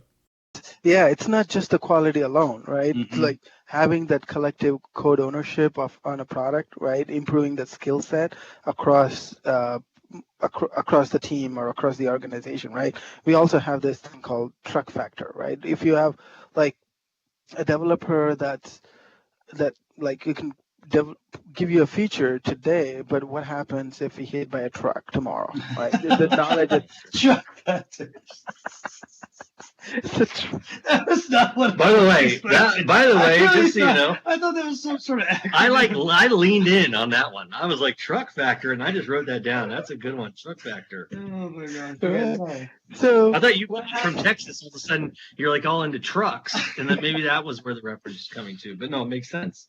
right. So what happens if you get into that situation? So pair programming and few other techniques help spread that knowledge across the team and across multiple teams. And it's not that. And the study, going back to the study, that also revealed they not only produce better quality code, spread the knowledge, but it actually makes the development enjoyable. People actually reported that they actually like coming to work. Talking about the human side of it, right? They like coming. They know their team members better, and the work environment become more enjoyable because of pair programming. Question though. Yeah. Sorry. Yeah. Sometimes people like being very knowledgeable in one subject area. Yeah. And they know a lot about that one Lots of times they do thing, that. Yeah. right? And so they know, like, let's say it's the front end of an application, and they've been working the front end, and things have been waterfall forever, and they know this area so well. Let's talk about this. And they're 'cause protective. This is an important thing because it's not just that; it's HR stuff, it's career path stuff, it's all Correct. that stuff. I don't know if you want to do that now. And so then now you're asking them to be generalists, and is that? I think that's a misnomer. It's not a generalist, because this is what Regina was talking about in terms of the studies, and we'll have the link in Agile After Dark for this particular episode and the episode that cross function and malfunction, right? Where there is an actual study where it talks about expanding your general knowledge outside of your, this is what I know very, very well. It kind of goes against what with the nature of our own personalities of this is the thing I know, and why am I gonna like go to someone else and say this is what I know, and you're gonna give this to you, and then you're gonna give me something else from another side, and like you're gonna teach me something else that I don't know. The truth is, over time, expanding knowledge has been shown that it has a positive influence in terms of engagement of teams. Because how long, if you're the expert in a particular area, how long if you're going to be a particular person in an engagement in a particular area, how long is that really going to last? I mean, Greg. Well, it sounds like a bunch of hippie stuff to me. It's like everybody's going to learn everything, and everybody's going to be happy, and blah blah blah. Says the guy that's from This isn't capitalism. Says the guy from Colorado. Capitalism says no. Colorado guy. You individual. You specialize. You build a factory to specialize. So why if that doesn't work now? What changed? Right. So it's about engagement for me, and it's not just for me. It's based on the science. It's based on the fact that if I'm in a certain world that I'm in for a certain amount of time, am I really going to be interested in the infrastructure or mainframe or Java or whatever area that I'm in for a specific amount of time? Am I really feeling like I'm fulfilled in what I'm doing? Are you learning anything? I'm not learning anything. No, right? I know. Right? I'm king of the world. I know. Yeah, I'm a king of the world, what I know, but and that makes sense from a performance management thing, which we'll get into like later on in the next section. Well, not next section, like the. So it has to be a balance. Yeah, it has to be a balance. But I'm actually kind of interested in this because when we're talking about engagement by team members, how they actually equate to productivity. If you're going to be engaged. If I'm doing the same thing and we've been in a large enterprise companies, right, Greg and Jess, we in large enterprise companies, big box, financial services, Asian PS, like all these different places. If I'm like a developer, a creative developer in a certain area, and I've been doing that for, let's just say 5 years. What is my tipping point where I'm like, yeah, okay, I'm literally doing the same thing over and over and over again, right? And for me, what's going to get me engaged? Well, Right? it's not your HR department. No. Clearly. No. No. Because No. they're not focused on Right. organizational development and all of those things. They're Right. you know what your path is and you know where you're going to go. So how does that transformation happen? Right. It's the problem solvers. Because the debt that we talked about coming into the section, we are basically being told to say this is how you're going to do things up to this point. And the tipping point of change of, hell, wait, you and your team are going to be able to figure out how to solve this problem the best way, right? And so based on that, how are we going to then be engaged as a team, not just an individual, but how are we going to be engaged as a team to understand that? So this is where I'm going to, this is the one time, Greg, sorry, I'm going to nerd thing. I'm going to nerd thing based on previous podcasts. This is the engagement thing, which I think is very important. So let's listen in. And to be truthful, the statistics back us up on this, right? Oh God, here we go. There's going to be some nerd stuff coming. Here it comes. But seriously, in a recent Gallup poll, it showed that engaged employees produce, and this is within the last year, not in the 1940s. Engaged employees produce better business outcomes than other employees across industry, company size, and nationality, and at good economic times and bad. Business or work units that score in the top quartile of their organization and employment engagement have nearly double the odds of success. Specifically, highly engaged business units have 41% less absenteeism and 17% more productivity. With high turnover organizations, highly engaged business units experience 24% less turnover. Overall, the behaviors of highly engaged business units results in 21% greater profitability for the employer based on the Gallup poll. Okay, so engagement, what does that mean? I don't know what that means. I just wrote that down. What does engagement I mean? wrote it down too. What engagement? And you said engagement and profitability. No, Explain yourself. No. It's engagement. Sir. No, it's engagement where this is what we're talking about in terms of this is the build up to what we've gotten to right now.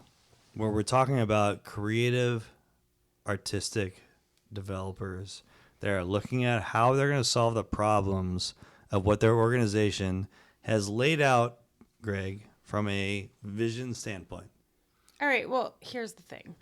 Every single enterprise company right now is talking about team engagement and we're going to be whatever. And they've changed all of their quote unquote values or whatever. Scrum butt. Wait, Brought to they're you a by- sponsor. They are our sponsor. Do you remember Brought that? to They're you our by sponsor. Yeah, that's right. Scrum I remember Butt. that. Now, CRM. But so what does BMP. actual engagement mean? Yeah. And I think that comes down to leadership and but Yes. Oh, so I'm going to cut you off here a little bit, and I apologize. I don't want to talk over you. Rude. However, I'm not engaged in this cutoff scenario. I'm on record. I'm not engaged in the cutoff before you cut me scenario. off, I will say that there are groups at many levels, every level, that can help re-engage a team, even if there are leadership deficiencies. or gaps, Gaps. whatever. Gaps, yes, that's much nicer. Yeah, I mean, I think so. This is where we talked about where we got to where we're at in terms of the way that things were delivered before, right? Which was a very much we have this date, we have these people that are going to do that, but they actually didn't pay attention to, as Greg has said in many podcasts before, which we have some clips from, which is, the team is the biggest cost factor, right? And that's where we kind of, Greg's gonna talk to me about this, and this would be a podcast in the next year, which is the value stream concept, which is, you basically have teams that are able to deliver what they're able to deliver in a reasonable amount of time. And what I would say to your question about whether they're able to say we have these things that we need to deliver versus what the teams are, what I would say to that is, from a technology side, and we're gonna get this into like the second part of the part 2 of this podcast is like from a DevOps and other thing. Like, are you gonna invest in DevOps? Are you gonna invest in things of automation? Are you gonna invest in those things? Are you gonna invest in things of broadening the skill set of your teams? To me, to be honest with you, based on past experiences like being in sports teams or whatever, that's a no-brainer. Like, if you're going to keep siloing people and the truck factor that, our buddy, Regender talked about. You're talking about sports teams. You're talking about like investing in a pitching coach without investing in like physical therapy.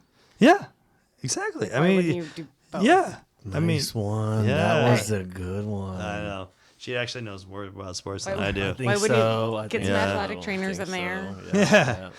But you see where I'm coming from, right? Which is, yes, all these questions that you've had, Greg's had, and this is where we try to bring up these questions in this podcast that we have, right? Which is, yeah, it's very easy to say, be cross-functional. Okay, great. Why? What's the real benefit out of that? Why and how? Why and how, right? Right. And I think that, we talked about the truck factor, which I love, by the way, right? Can we trade that for like win the lottery factor? Like somebody who's just like, I'm never coming to work again. I just made $1 million. Yeah, and that, $1 million. the Billy D. Williams of developers, as Greg said, he lives in Texas, so I think truck factor was probably more effective. But, what we want to talk about is how, as a team, do we really learn, right? It's like we talked about that from a very technical standpoint, but how do we look at group learning from how we answer the questions and dynamics change between people within the team? And I actually, a little plug here, where my wife, Carrie Overman, who's an IO psychologist. The gorgeous. Yeah. And incredibly brilliant. Yeah. Carrie. Yeah. She came on to our show and about IO psychology and Agile, and she talked about group learning, and surprisingly, Greg agreed with her. She's all right. When I was going back in my day, I was trying to say back in undergrad, there was a professor I was studying in, and really just, it was studying how people's answers or dynamics change when there was an older person. So I was working with like 9th graders and 7th graders, and then how when 2 7th graders were paired together, they were better able to collaborate and didn't feel the pressure of saying something wrong or being timid in the presence of someone older or more experienced or a different personality. Maybe they were popular, maybe they weren't. There were all these different variables that added to whether or not a group was able to effectively collaborate together. And so when you think about being a leader, not having too big of a voice, ensuring that you're making sure that maybe your most timid, brightest mind is speaking up, or how are you facilitating the conversation in order for that to happen? And that's really key for an effective group. Yeah, and you know what, Carrie, that absolutely aligns with. I worked in education for 7 years, and from K-12, and one of the new kind of themes in education was group learning, and so we would break kids into groups, and it's exactly what you said. They were always more effective when they were working in groups for exactly the things that you said. And that's, this is where we get into. Don't get me started. I know he's getting a little teary-eyed.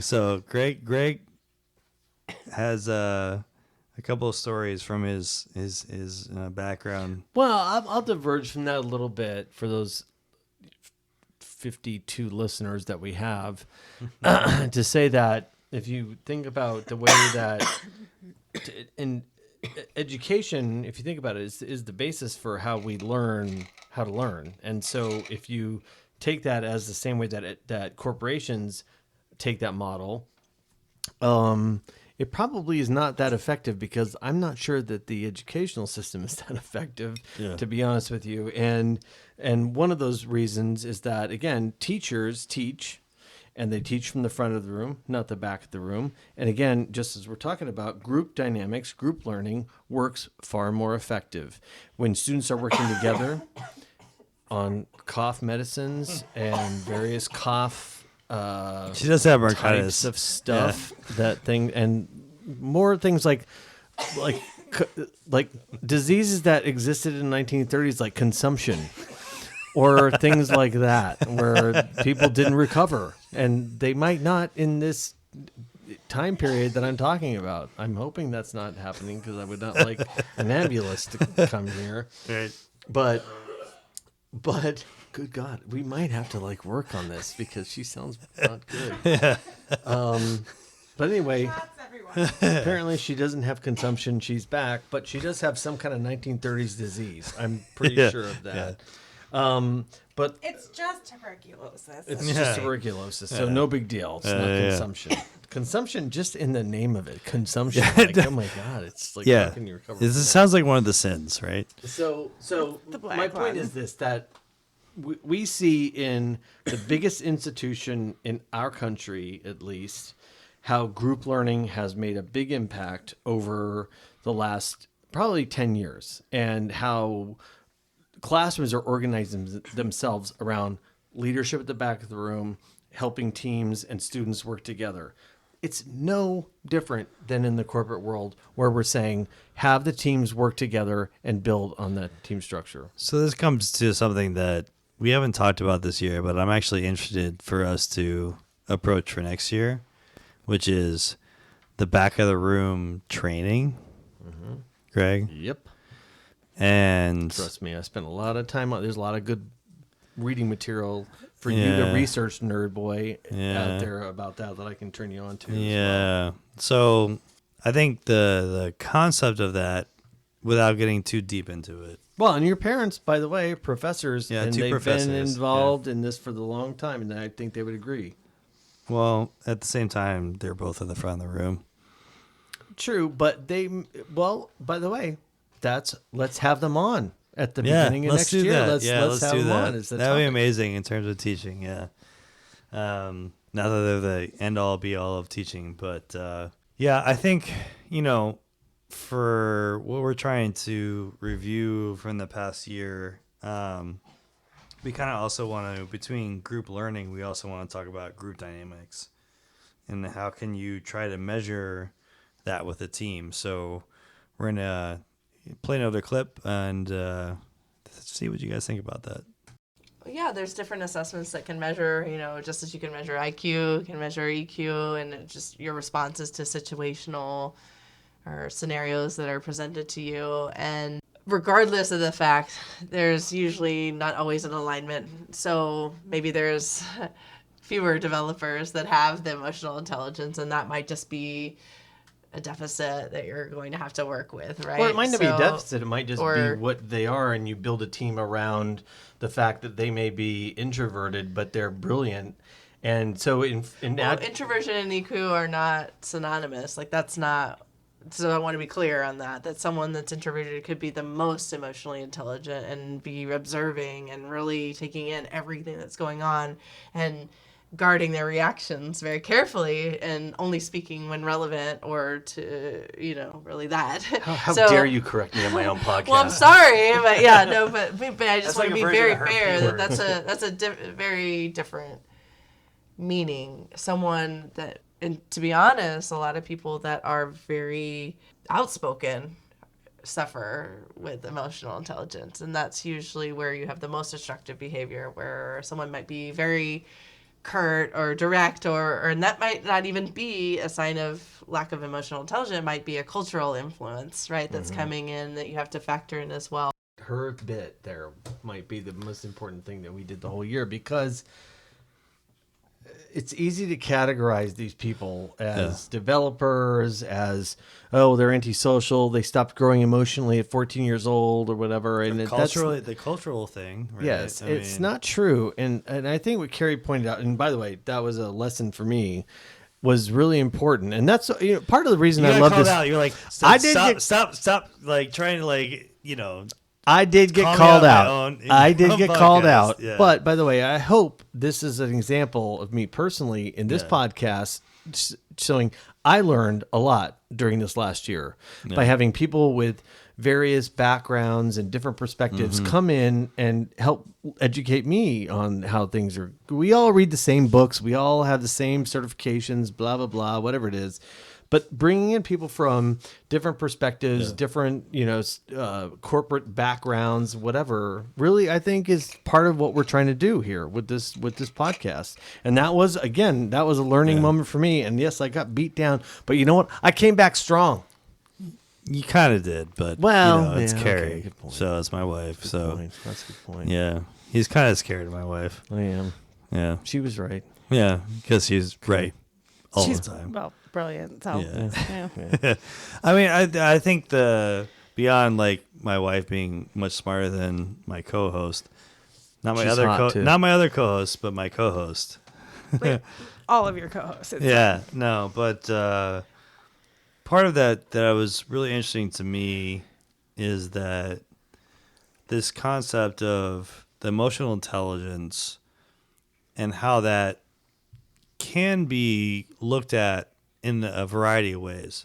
There's a lot of assessments, and as Carrie said in like that clip, there's a lot of different assessments and how you can evaluate that, and you can look at different people.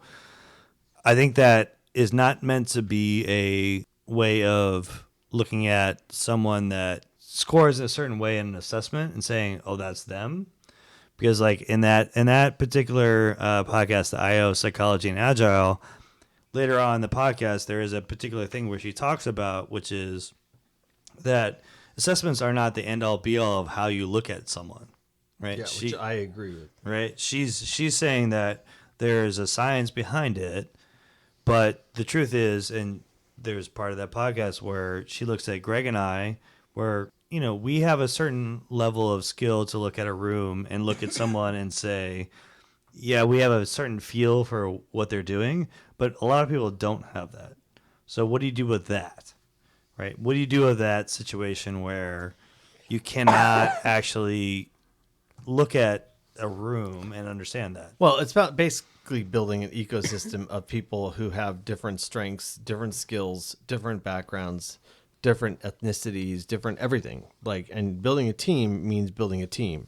It isn't just, oh, I'm going to put the smartest people in a room and all those, particularly, their ethnicities the same or whatever, or they tend to cough a lot, whatever. That's me. But the point is bringing together the people, and I think Carrie's point was bringing together the right mix of people so that you get the right skill set, the right emotional balance, the right leadership, everything, right? And that's I think bringing the right people together, but with the understanding that if they have a certain level of things that they're not as strong at, if you have the leadership that has an understanding that from the beginning. But what I said was not as strong at, it's just different. It's like putting the pieces together.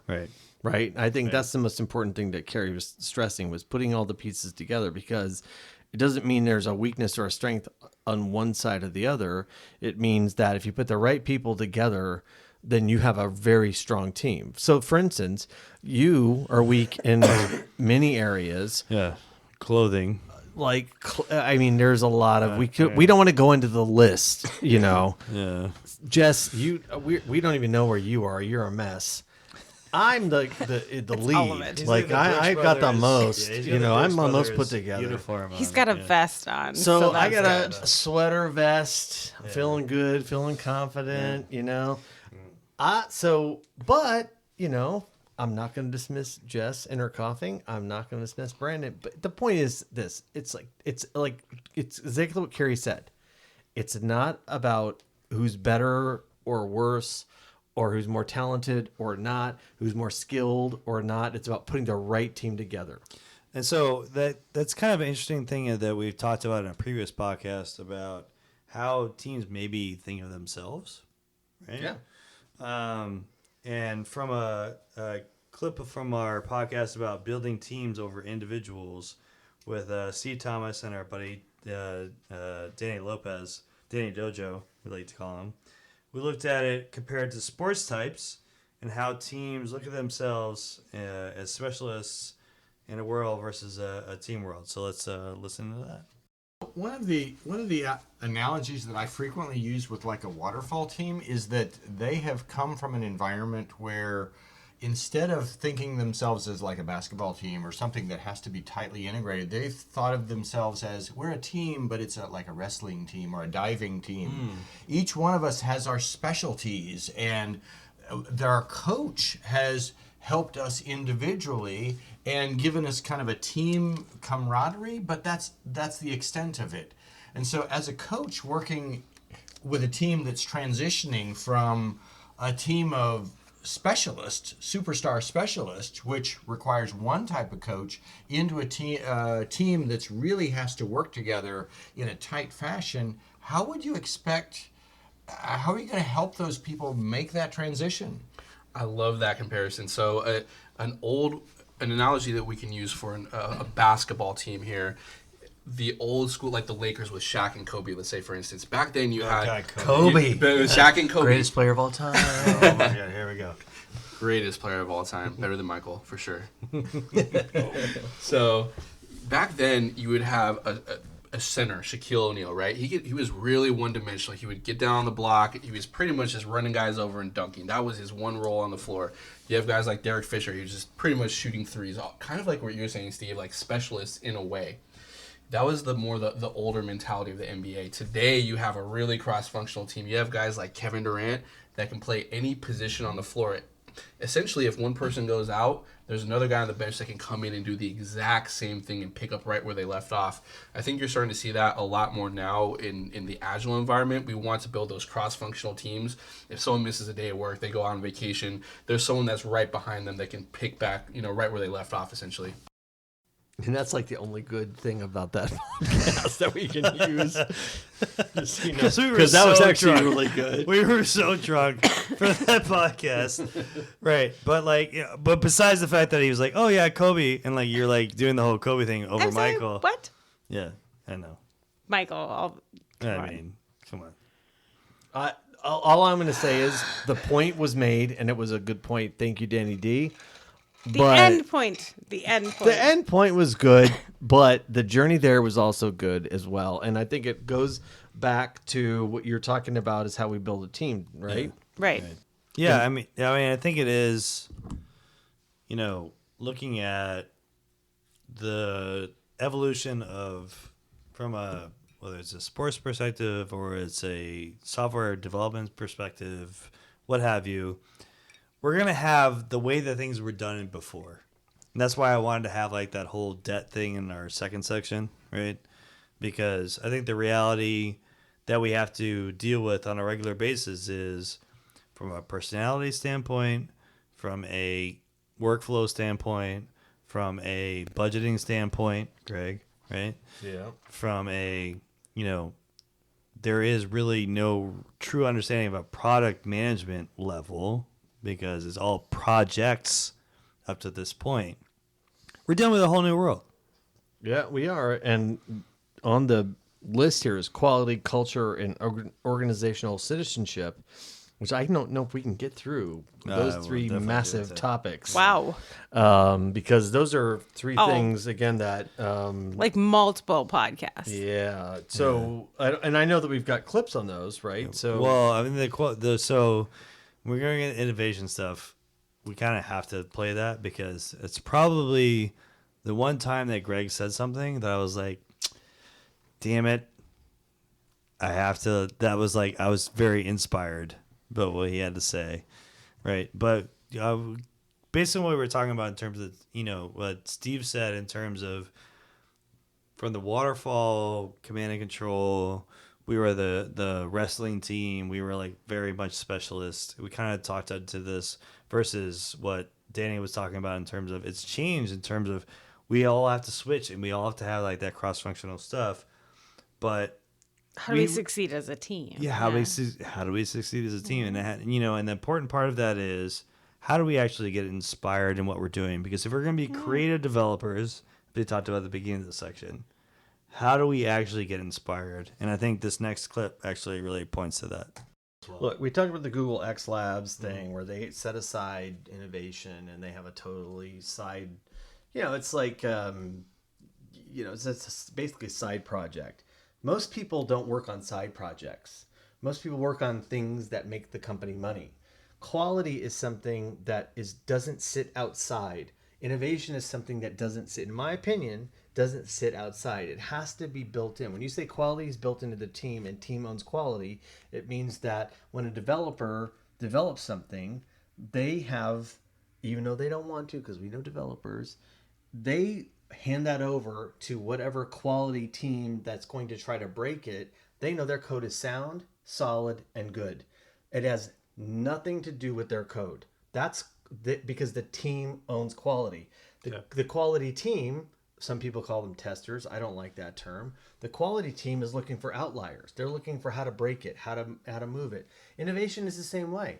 Innovation should come from the lowest level developer who says, I haven't been here very long. I don't really know how you guys work, but it seems like you guys are not doing it the right way. What if we did it this way? Innovation comes from the innocent ideas a lot of times, not some gigantic corporate initiative, right? Innovation, startups are startups for a reason. It's because somebody had an idea and they're like, hey, what about this? Bootstrap kind of initiatives always work much better than corporate initiatives for innovation. And quality is the same, right? And product roadmaps kind of play into that. It's not a separate, we're going to have a separate roadmap for quality. We're going to have a separate roadmap for innovation. No, the roadmap should assume those things are in place. So I'm going to cry right now because I will tell you, I believe, and that those are... Innovation comes from the innocent ideas is something that probably, it's very hard for me just to give like the credit here right now, but probably it was one of my favorite small little quotes. And that ironically, it was like just me and him. It was like, this is the roadmaps, like building our Marauders map. That was a podcast because there was like a bunch of like Harry Potter stuff that I tried to make interesting because I had like a bunch of Harry Potter Innovation quotes. comes from innocent ideas. Yeah. Just the simplest, how do we help people? Well, I know. And I think the point I was trying to make is more about setting a team up for everybody to be honest. Yes. Everybody to have a voice, right? And whether that's a person who's a contractor on your team from some other culture, everybody should have a voice because everybody has a good idea. Or everybody could have a good idea. Not everybody has a good idea. Everybody could have a good idea. Yeah. And right, allow them to have the voice to do that. Yeah. Yep. Yeah. So that kind of gets us to the last point that I wanted to cover in this particular section as we're wrapping up the part one of our retrospective on perspective, is that if you're able to get those innocent ideas from the people that people are actually not looking from the innovative stuff from, what is creating that culture where that actually happens? And there's this whole concept within. Oh my God! Yes, yes. Sorry, because you were on a roll.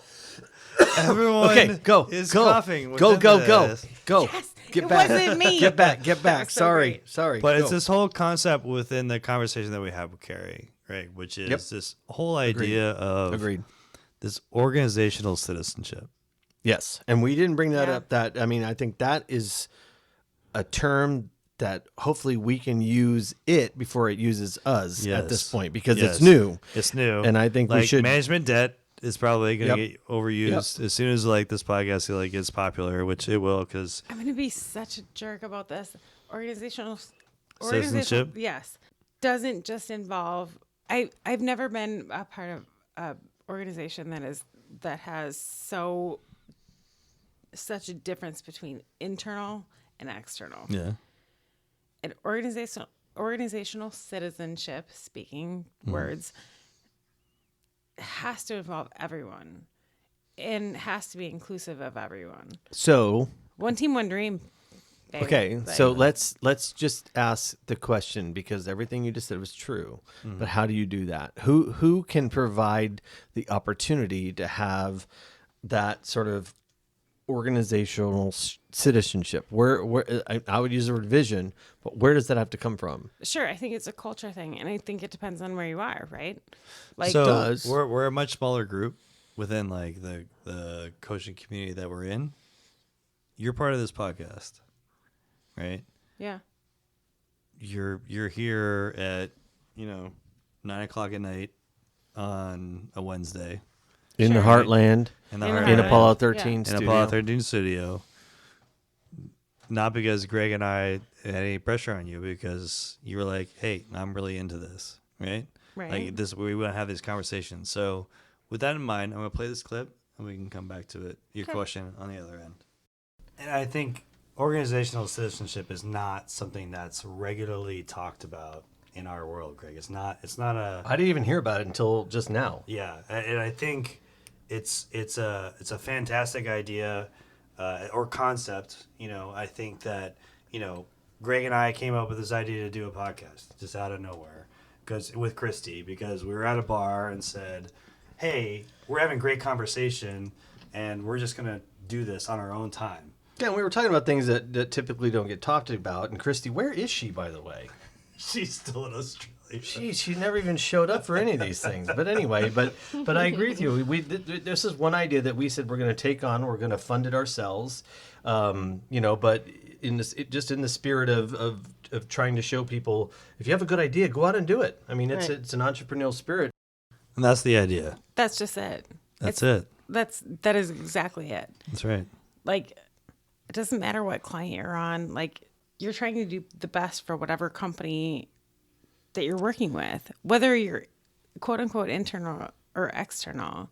Like, the whole point is to help people be better, right? No matter where you are. And it starts with our team, right? I mean, Yeah. we're doing this, and our podcast is primarily this year was dominated by our team. You know why? Because we had this concept that we thought might be good. We had a trash can that opens and closes based on where You've the got some cat silver is. screening. Yeah. We've got those things going on, but honestly, it was really about, and this is a passion of mine, which is to say, if you gather good people around you, which is typically the case, it's mostly the case, you're going to have good people around you. You can inspire them to do amazing things that helps not only you, not only them, but also an organization, which goes back to our diapers and shoes thing, which is they can make a good living doing good work, right? The best work. And the best work, and getting an organization to move forward in the best way possible. And we look at the companies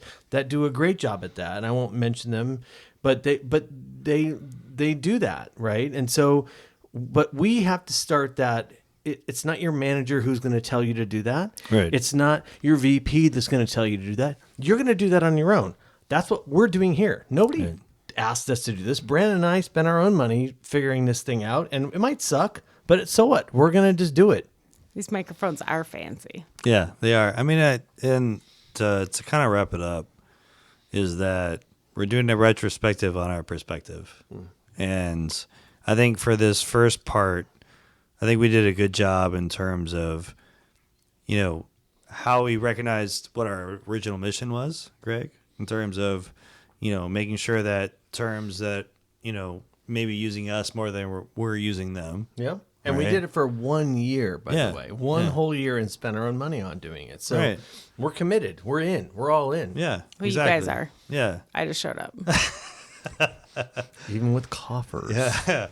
But, I mean, I think... But I have a great head dash. Oh, yeah, that does. We forgot about the other guest. We never talked to her today. Well, we always have Connie. Connie's in She's our hearts always and minds. there in the background. Always in our don't hearts you and know? minds.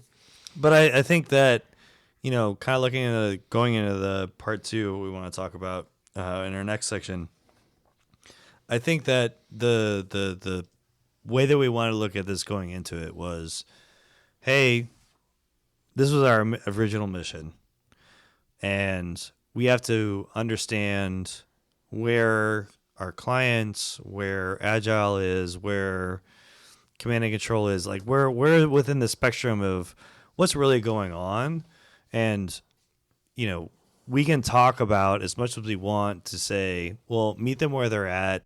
We're going to be people that understand where they're coming from. But there's also what we're going to talk about in future podcasts is where does that all kind of meld in together outside of like what we just talked about with the teams? Because the teams, if you're going to talk top down, bottom up, the teams are the people that are actually, as you've said many times, Greg, they're the main cost center, right? They're the main people that are going to actually deliver what you're supposed to do, right? And they're going to be the ones that, depending on how you approach it, based on what we talked about today, are they the creative? Are we making them the creatives that they really are and want to be? Or are we kind of looking at them and saying, you know, you are siloed in your thing. We're not going to do pair program. We're not going to say that here's how you're going to do what you're going to do. Right.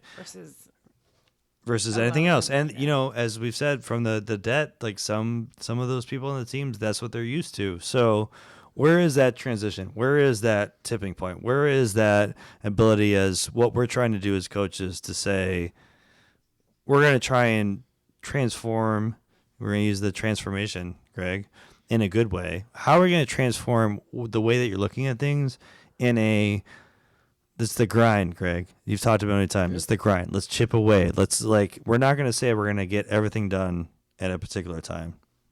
Well, and I don't think I wouldn't say that we'd even be considered coaches. We're people who are trying to, because I don't know what that word even means, to be honest with you. And maybe that's one of our you're very non-athletic, so that's fine. Well, that's true, but I also think at the beginning of the year we should probably talk. Well, that's true, but I don't even know what a coach is. I would prefer to think that I work actually on the team, at the people who are employing me, to be a part of their embrace myself. Player coach. And I'm not like you're gonna be part of it. Yeah, I am in. I'm all in. Like I said, tell me what you do. Like let me play with you. I need to learn your business. Yep. I need to learn the personalities. I need to invest myself entirely into what you're doing. Yep.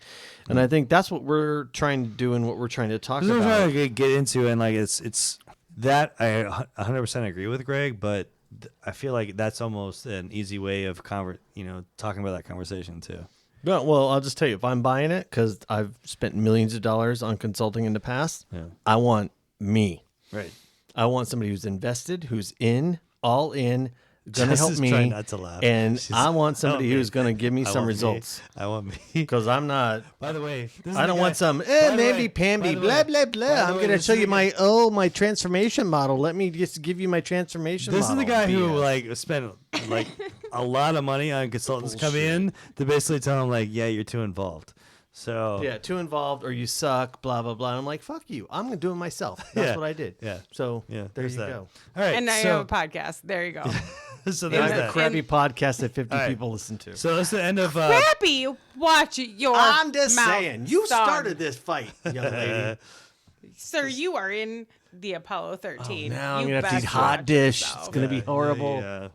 I will feed. Oh my God! Imagine if you had to actually sleep in here. Well, can you imagine that was like your punishment? Can you imagine you had to sleep in Apollo 13? Can you imagine the hot with dish the inside fireplace of on all or of this, off? silver around it? The problem. Yeah, the hot dish would be super hot.